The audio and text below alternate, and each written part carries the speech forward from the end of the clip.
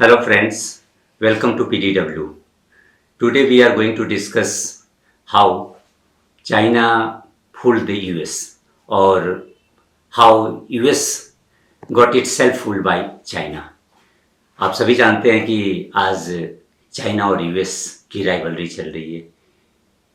US के लिए China एक सिस्टमिक राइवल के तौर पर उभर गया है, लेकिन यदि हम देखें तो ये स्थिति आज नहीं हुई। इसकी शुरुआत बहुत पहले से ही हो गई थी।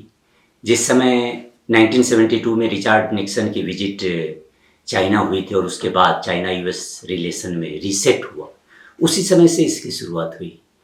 अभी हाल में एक फ्रैंक डिकोटर की एक बुक आई है, China after Mao, the rise of A super power.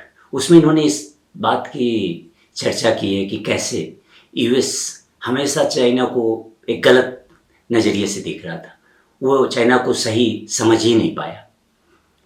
अगर हम देखें कि इसके पीछे रीज़न क्या है, तो बहुत बार ऐसा डे टू डे लाइफ में भी आप देखेंगे कि लोग वही चीज़ देखते हैं जो देखना चाहते हैं। सामने में सारी चीज़ें रहेंगी, लेकिन फिर भी वो इस बात को नज़रअंदाज कर देंगे। यही चीज़ यूएस के साथ भी हुई। यूएस 72 के बाद जब यूएस चाइना रिलेशन में इम्प्रूवमेंट हुआ, एक रीसेट हुआ, तो उस समय वेस्टर्न कंट्रीज़ को ये लग रहा था कि अब चाइना में इकोनॉमिक रिफॉर्म शुरू हुआ है, चाइनीज़ इकोनॉमी अपने आप को ग्रेजुअली ओपन कर रही है।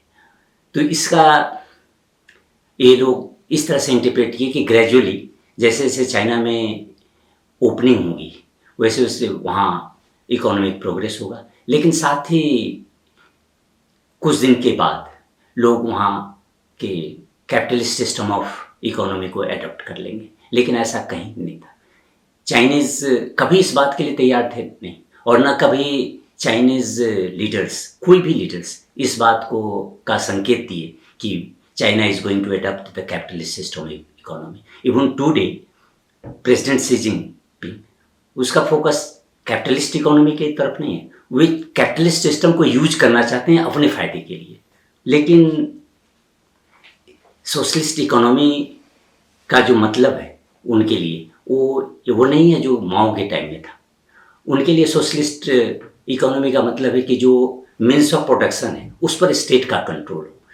मीन्स ऑफ प्रोडक्शन इसका मतलब कि जैसे कैपिटल या लेबर, लैंड, एनर्जी, ट्रांसपोर्ट, इस सारी चीज़ पर गवर्नमेंट का कंट्रोल हो, और वही आज हुआ है भी।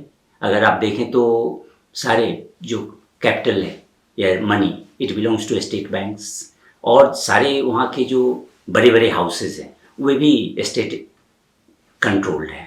तो इस तरह से देखें कि चाइनीज़ ने कभी भी इस बात को एक्सेप्ट नहीं किया कि वो फ्यूचर में कैपिटल सिस्टम ऑफ इकोनॉमी को एडॉप्ट करेंगे, और वही हुआ। लेकिन वेस्ट इसके विपरीत, वो हमेशा इस बात को समझते रहे कि नहीं, चाइना को हम सुधार देंगे और चाइनीज सिस्टम को हम चेंज कर देंगे। तो एक तो सारे साइन के बावजूद भी वो इस बात को समझते रहे, बने इग्नोर करते रहे। वो अपने जो समझ है उनकी उसी को रीइम्फेसाइज करते रहे, और उसके हो सकता है कि इसके पीछे कुछ पॉलिटिकल कंपल्सन भी हो, क्योंकि उस समय यूएस और सोवियत संघ के बीच में राइवलरी थी, और चाइना और सोवियत संघ दोनों एक साथ था। तो यूएस की एक मजबूरी थी कि दोनों के बीच में, दोनों कम्युनिस्ट पावर के बीच में एक वेज डाला जाए, और इसी पर्पज से वो इन बातों को जानते हुए भी इग्नोर कर दिए होंगे। ये एक पॉसिबिलिटी है। अगर हम दूसरे इशू पर देखें कि कहाँ वो अगेन मिस किए, तो जो वेस्टर्न सोसाइटी और इवन वेस्टर्न गवर्नमेंट्स, उनका विश्वास था कि जैसे जैसे इकोनॉमिक प्रोग्रेस होगा वहाँ के लोगों में जो डेमोक्रेटिक वैल्यूज़ हैं, फ्रीडम है या freedom of speech and expression, इसके तरफ या ह्यूमन राइट्स, इन सबों के प्रति उनका आकर्षण बढ़ेगा। वे इन चीज़ों के अटेनमेंट के लिए, एक्विजिशन के लिए वो फाइट करेंगे, और इसके साथ चाइना में डेमोक्रेसी का शुभारंभ हो जाएगा। लेकिन ऐसा कुछ नहीं था।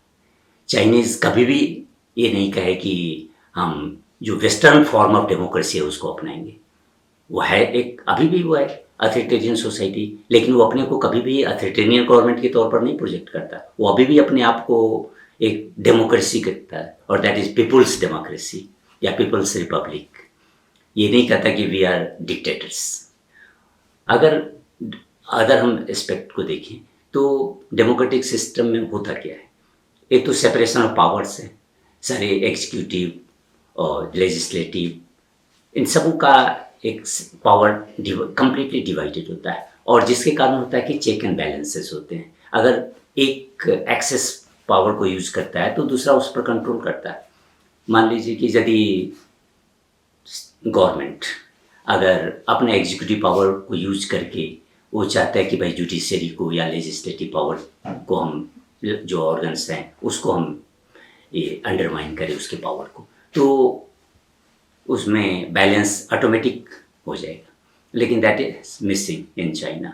वहाँ उन लोगों ने कभी भी नहीं कहा कि भाई हम ये सेपरेशन ऑफ पावर को एक्सेप्ट करेंगे। हमेशा वो कहते थे कि इवन 1987 में जाओ जियांग, उन्होंने भी कहा कि we don't want separation of power.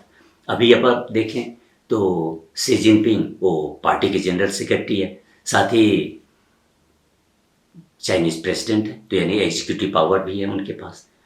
फिर डिफेंस में वो कम डिफेंस फोर्सेस के चीफ हैं। तो इस तरह से अगर देखें तो सारा पावर प्रेसिडेंट के ही सेंटर्ड है। अगर इलेक्शन भी होता है तो वो कहते हैं कि वी हैव फ्री इलेक्शन, लेकिन फ्री इलेक्शन होता नहीं है। पब्लिक को ये नहीं है या कि हाँ इवन कैंडिडेट्स को ये फ्रीडम की वो कंटेस्ट कर सकता है कोई इलेक्शन, वो पार्टी ही डिसाइड करती है। वो लिस्ट बना लेगा कि भाई 2 या 3 मेंबर्स हैं, अब आपको केवल उसके लिए वोट करना है। You don't have the freedom, you can either vote और डिनाई, दैट्स ऑल। तो इससे हम देखते हैं कि है नहीं डेमोक्रेसी, जो वेस्टर्न वैल्यूज है या वेस्टर्न फॉर्म ऑफ डेमोक्रेसी है उसको एक्सेप्ट चाइना अभी भी नहीं करता है, लेकिन वो अपने को प्रोजेक्ट करता है कि we are also democratic society and there are different forms of democracy. You can not impose one form and any country. अगर हम तीसरी बात देखें तो यूएस को लगता था कि भाई now we have become friends so we can work together, लेकिन ऐसी बात है नहीं। चाइना कभी भी यूएस को अपना फ्रेंड नहीं समझा। वो जानता है कि भाई US is the pattern of capitalist system, और चाइनीज तो हमेशा सोशलिस्ट सिस्टम को प्रमोट करना चाहते हैं, चाहे वो अपने कंट्री में हो या बाहर भी। तो ये जो सोशलिस्ट सिस्टम और कैपिटलिस्ट सिस्टम दोनों एक दूसरे के अपोजिट है, तो इसलिए कभी भी यूएस चाइना का दोस्त हो ही नहीं सकता है। यूएस की ये मूर्खता थी, और ये कहेंगे कि वो जानबूझ करके इस बात पर विश्वास करते नहीं नहीं वी आर फ्रेंड्स। चाइना ने कभी इस बात को नहीं कहा।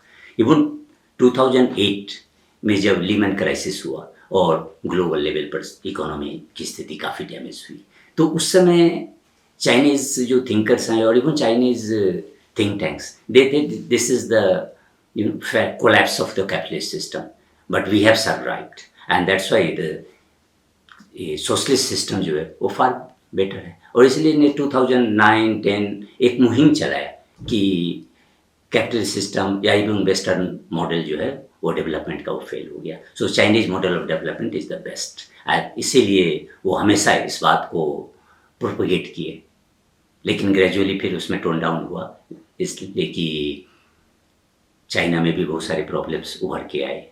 और इवन वहाँ अगर हम देखें कि चाइनीज सिस्टम में और बाहर के सिस्टम में दोनों में बहुत फ़र्क है। लोग चाइना से अपना इकोनॉमिक रिलेशन तो मजबूत करते हैं, लेकिन चाइनीज पॉलिटिकल सिस्टम को कोई भी अपनाना नहीं चाहते। अभी भी अगर किसी भी कंट्री के डिप्लोमेट से आप बात करें तो वे इस बात को एक्सेप्ट करेंगे कि we have very close relation, but that relation is only in the economic field. They are after Chinese money और technology but not the political values.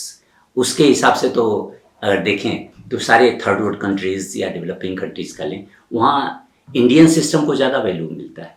और इसीलिए हम ये देख सकते हैं कि भाई चाइना जो अपने आइडियोलॉजी को प्रोपगेट करने में अभी तक सक्सेसफुल नहीं हुआ। वो इकोनॉमिकली उसका वर्चस्व almost all over the world हो गया। They have become the largest trading partner of most of the countries, लेकिन पॉलिटिकल सिस्टम पर नहीं। अगर उसके दोस्त को हम देखें कि अभी कितने कंट्री है जो चाइना के साथ खड़े होते हैं, तो हार्डली 2-3 होंगे। अभी तो चाइना और रसिया के बीच it is just a marriage of convenience, तो वो एक साथ है। दूसरा पाकिस्तान है, नॉर्थ कोरिया है, ये सारे जो you can say failed states. तो इस तरह से आप देखें कि सारे साइन के बावजूद यूएस इस बात को समझता रहा कि नहीं, China is opening up and gradually there will be economic progress, and with this progress it will become a democratic society in the long. लेकिन ऐसा कुछ हुआ नहीं।